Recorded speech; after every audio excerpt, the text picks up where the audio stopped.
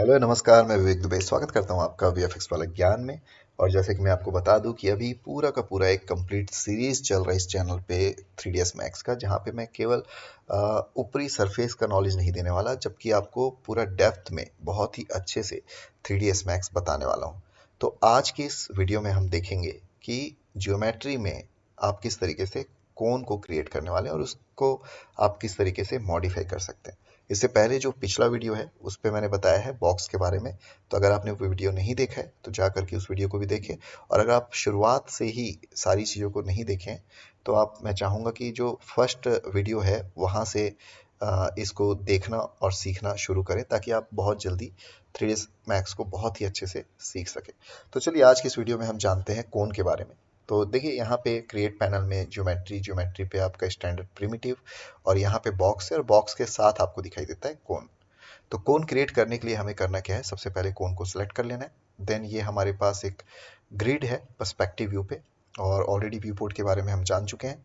तो यहाँ पे मैं इस तरीके से कोन को क्रिएट करता हूँ। तो पहला जो प्रोसेस है वो देखिए, इस तरीके से हम कोन का रेडियस डिसाइड कर रहे हैं, और उसके बाद हमने इसका हाइट डिसाइड किया। उसके बाद हाइट देने के बाद कोन का जो टॉप सर्कल है उसका जो रेडियस है उसको डिसाइड करना है आपको, कि आपको कितना रखना है। तो अभी फिलहाल मैंने इस तरीके से इसको पूरा सेट कर दिया। ओके, अब इस व्यू पोर्ट को मैं मैक्सिमाइज कर देता हूँ। तो व्यू पोर्ट को मैक्सिमाइज करने के लिए आप इस बटन का यूज कर सकते हैं, या फिर आप क्या कर सकते हैं, आप ऑल्ट प्लस डब्ल्यू का शॉर्टकट की यूज कर सकते हैं। ओके, अब आते हैं मॉडिफायर पे। तो अगर आपने कोन क्रिएट करना सीख लिया, समझ लिया, तो आपको मॉडिफायर पे आ जाना है, और यहाँ पे इसके आपको पैरामीटर्स मिलते हैं। तो अब एक बार ये सारे पैरामीटर्स को चेक करते हैं। जैसे कि आप यहाँ पे देख सकते हैं, रेडियस 1 है, और आप इस तरीके से इसके पहले रेडियस को, यानी पहले सर्कल के रेडियस को चेंज कर सकते हैं। इसी तरीके से रेडियस 2 है। रेडियस 2 कहने का मतलब है ये जो टॉप एरिया का सर्कल है उसके रेडियस को आप इस तरीके से सेट कर रहे हो। फिर आता है हाइट। इस तरीके से आप इसके हाइट को कंट्रोल कर सकते हैं। और यहाँ पे है फिर हाइट सेगमेंट। अभी देखिए, सेगमेंट आपको यहाँ पे ऐसे तो नहीं दिखाई देगा, आप इसमें कुछ भी चेंज करेंगे आपको पता नहीं चलेगा कि एक्चुअल में हो क्या रहा है।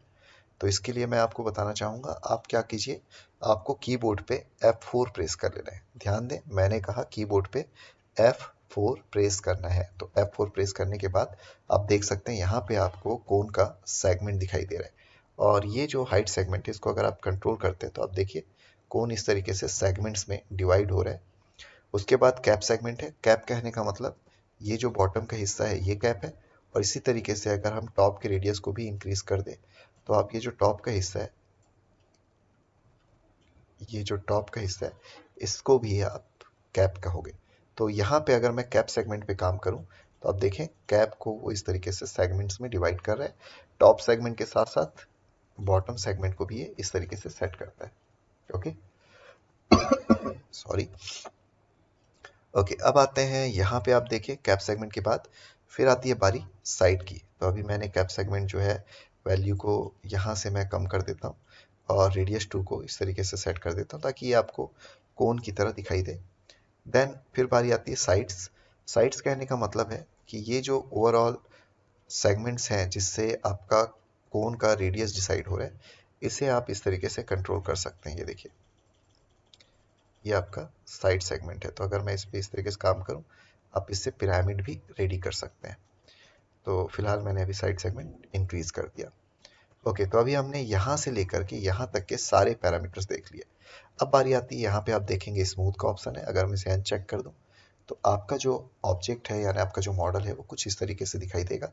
इसका सरफेस आपको स्मूथली, जो पहले स्मूथ दिखाई दे रहा था वो दिखाई नहीं दे रहा है, बट जैसे ही आप स्मूथ ऑन करते हैं ये इस तरीके से आपको स्मूथ शो होगा। ओके, देन इसके बाद बारी आती है स्लाइस की।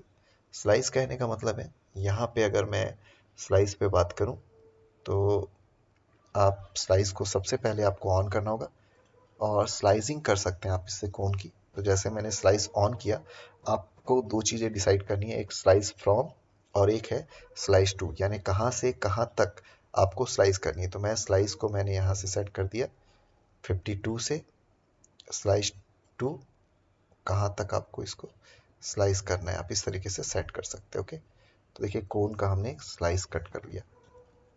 ओके, तो ये हो गए वो सारे पैरामीटर्स जिस पे आपको कोन बनाने के बाद एक बार वर्क करके देखना है। तो इसी तरीके से और भी कई सारे ज्योमेट्री हैं। मैं आगे आने वाले वीडियो में इन सारे ज्योमेट्री को कवर करने वाला हूँ। तो अगर आप इस चैनल पे बिल्कुल नए हैं और आप 3ds मैक्स को बहुत अच्छे से सीखना चाहते हैं तो आप शुरुआत से सारे वीडियोस को देखें। और अगर आपको ये जो सीरीज़ है ये अगर आपको अच्छी लग रही है, आपको लग रहा है कि ये आपके लिए वैल्यूएबल है, तो यार वीडियो को लाइक करना ना भूलें और साथ ही साथ वीडियो में कमेंट करके ज़रूर बताएं कि आज आपने इस वीडियो से क्या सीखा और पिछले वीडियोस को आपने देखा कि नहीं। तो मैं आपको मिलता हूँ नए वीडियो के साथ, तब तक के लिए लेते रहें वीएफएक्स वाला ज्ञान। धन्यवाद।